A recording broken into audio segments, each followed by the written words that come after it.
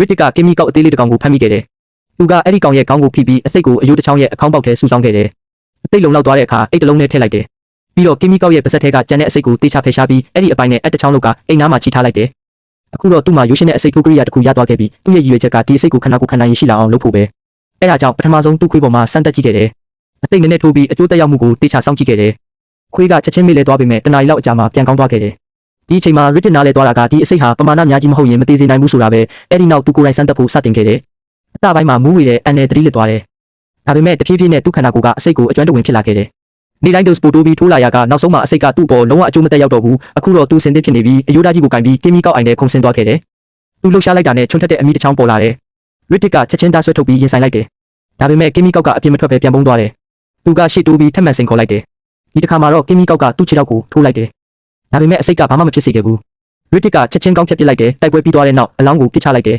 ။အဲ့ဒီအချိန်မှာသူ့ခွေးကရောက်လာပြီးကင်းမီကောက်အသေးလေးတွေကိုဟောင်နေခဲ့တယ်။ဒါပေမဲ့ရုတ်တရက်အနောက်ဘက်ကနေကင်းမီကောက်ဘရင်ကြီးပေါ်လာပြီးတိုက်ခိုက်လိုက်တယ်။ Ritik ကမနှဲလွတ်မြောက်နိုင်ခဲ့တယ်။အဲ့ဒီကောင်ကနွားတစ်ကောင်ကိုတောင်တစ်ချက်ထဲနဲ့တက်နိုင်လောက်အောင်အားကြီးတယ်။ Ritik ကခွေးကိုလက်တစ်ဖက်နဲ့ချီထားပြီးကြံလက်တစ်ဖက်နဲ့ဓာတ်ကင်ကကင်းမီကောက်ဘရင်ကိုတိုက်ခိုက်ခဲ့တယ်။နောက်ဆုံးမှာတော့အဲ့ဒီကောင်ရဲ့ဘက်ကိုခွဲပြီးထွက်ပြေးနိုင်ခဲ့တယ်။ဒါပေမဲ့နောက်ပြန်ကြည့်လိုက်တဲ့အခါသူအံ့အားသင့်သွားတယ်။ကင်းမီကောက်ဘရင်ကသူ့ဦးတွေကိုပြန်စားပြီးအသက်ရှင်နေတော့မယ်ဒီနေရာဟာနေဖို့မသင့်တော်တော့ဘူးဆိုတာ Ritik နားလည်သွားခဲ့တယ်။လအနေငယ်ကြာပြီးနောက်သူကခွေးနဲ့အတူလွင်ပြင်ကျယ်တွေထဲမှာငြင်းညမ်းစွာနေထိုင်လာခဲ့တယ်။တနေ့မှာတော့ခွေးကလုံဝိုင်းဝိုင်းရာတစ်ခုယူလာခဲ့တယ်။အဲ့ဒါကလူဦးကောင်းခွန်တစ်ခုပဲ။ဒီလိုဆိုရင်အနီးနားမှာလူတွေရှိနိုင်တယ်ဆိုတာ Ritik သိသွားတယ်။လိုက်ရှာရင်လူဟောင်းခြေဆိုင်စခန်းတစ်ခုကိုတွေ့ခဲ့တယ်။အဲ့ဒီမှာစက်ပစ္စည်းတွေနဲ့ကိရိယာတွေရှိပေမဲ့အသုံးဝင်တာဘာမှမရှိဘူး။ပုတ်တိုးနေတဲ့အစားအစာတွေပဲရှိပြီးခွေးကတော့မစားချင်ဘူး။အဲ့ဒီအချိန်မှာ Ritik နားလည်သွားတာကဒီကဘာမှာသူ့အတွက်တကယ်အဖို့ဆိုလို့ဒီခွေးတစ်ကောင်ပဲရှိတယ်ဆိုတာပဲ။သူကခွေးကိုအသားချောက်ကျွေးလိုက်တယ်။ဒါပေမဲ့အဲ့ဒီအချိန်မှာပဲကောင်းကင်ကရုတ်တရက်မှောင်မိုက်လာပြီးခွေးကကြောက်လန့်သွားတယ်။အခုတော့ Ritik မှာရွေးချယ်စရာတစ်ခုတည်းပဲကျန်တော့တယ်။ Scanner ကနေသူ့တီနေရာကိုဖော်ထုတ်ပေးပြီးမူဆိုးတွေကိုဆွဲခေါ်ရမယ်